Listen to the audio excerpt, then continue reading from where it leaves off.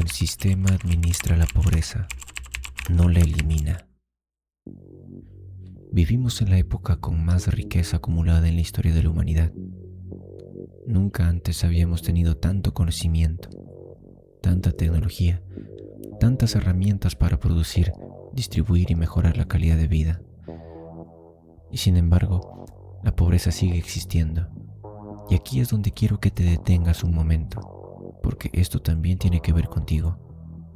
No como algo lejano o abstracto, sino como parte del mismo sistema en el que vives todos los días. Porque si realmente estuviéramos frente a un simple problema sin resolver, después de tantos avances, deberíamos estar mucho más cerca de eliminarlo. Pero no es así. Y eso abre una pregunta incómoda. ¿Y si la pobreza no es solo una falla del sistema, sino también una consecuencia de su funcionamiento? Durante mucho tiempo, probablemente tú también lo has escuchado. El progreso se ha entendido como una línea ascendente. Más crecimiento, más acceso, más oportunidades. Y en muchos sentidos, eso es cierto. Millones de personas han salido de condiciones extremas.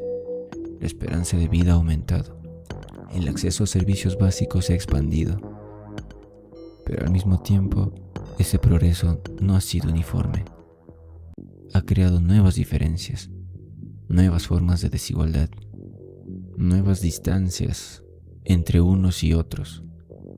Es como si el avance resolviera ciertos problemas mientras al mismo tiempo generara otros.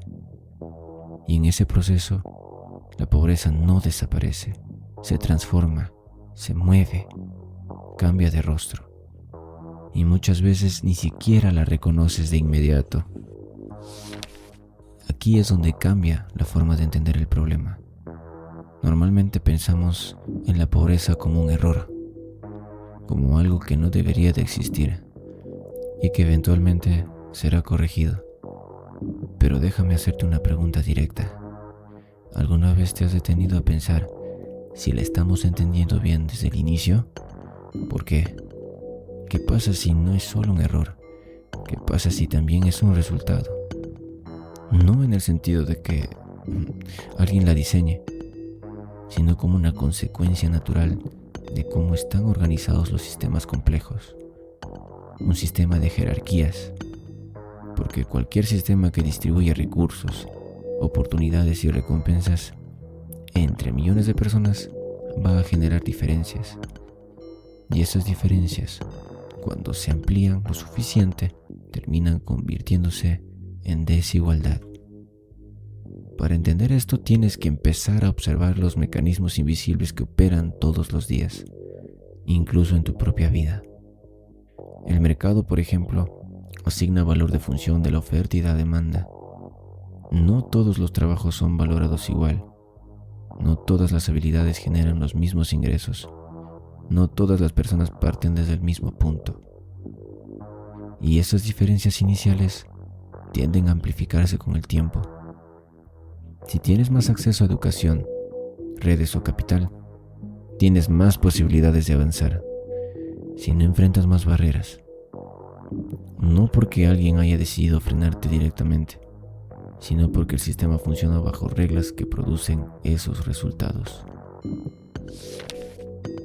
A esto se suma otro elemento que también te afecta, aunque no siempre lo notes: la competencia. En muchos contextos, las oportunidades no son infinitas. Hay más personas que posiciones disponibles, más aspirantes que recursos.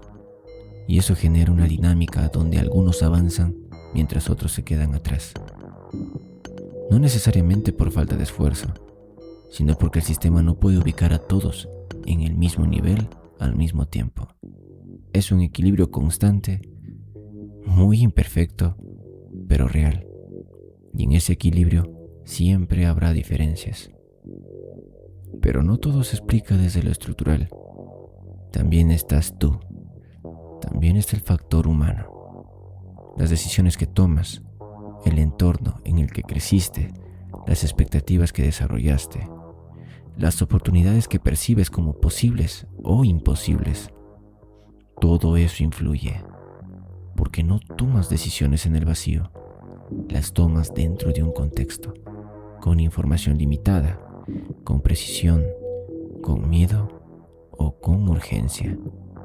Y esas decisiones repetidas millones de veces por millones de personas terminan reforzando el sistema.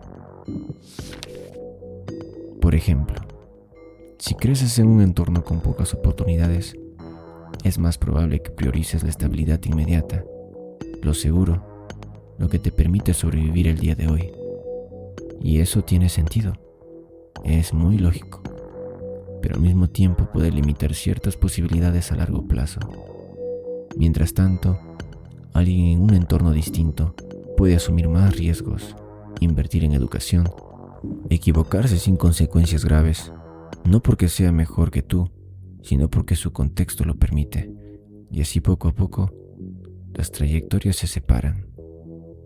Y aquí es donde aparece una idea muy incómoda pero necesaria. El sistema no necesita pobreza como un objetivo moral.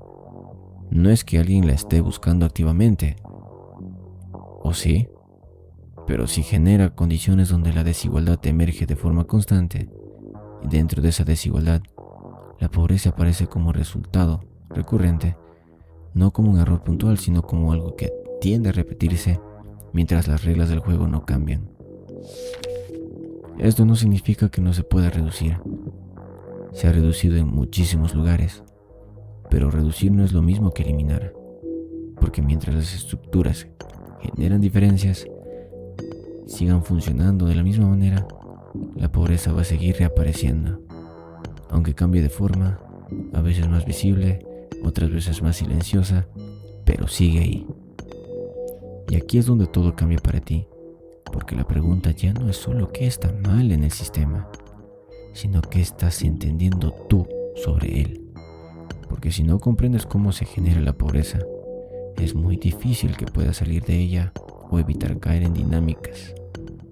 No se trata solo de esfuerzo, pero tampoco se trata solo del sistema. Es la interacción entre ambos. Tal vez por eso muchas soluciones se quedan a medias. Mejoran condiciones, ayudan en el corto plazo, pero no transforman el origen del problema. Porque el problema no es solo falta de recursos. Es cómo se distribuyen, cómo se generan y cómo las personas interactúan con estas dinámicas. Y aquí viene la parte más importante. Entender que el sistema administra la pobreza no es una excusa, es una invitación a ver con más claridad. Porque cuando entiendes cómo funciona el juego, puedes tomar decisiones distintas, puedes moverte con más estrategia, puedes dejar de reaccionar y empezar a anticipar. Pero eso requiere algo que no siempre es cómodo y se llama responsabilidad. No una responsabilidad ingenua de todo depende de ti, pero tampoco una postura pasiva de todo está fuera de control. Es entender que hay reglas y que dentro de esas reglas tus decisiones siguen teniendo peso, porque al final la pobreza sigue existiendo en parte porque no entendemos completamente de dónde proviene, y mientras no entendamos el origen, seguiremos atacando los efectos. Y tú tienes dos opciones: seguir viendo la pobreza como un problema externo o empezar a entenderla como un sistema en el que también participas, porque solo cuando entiendes cómo funciona, puedes empezar a salir de él.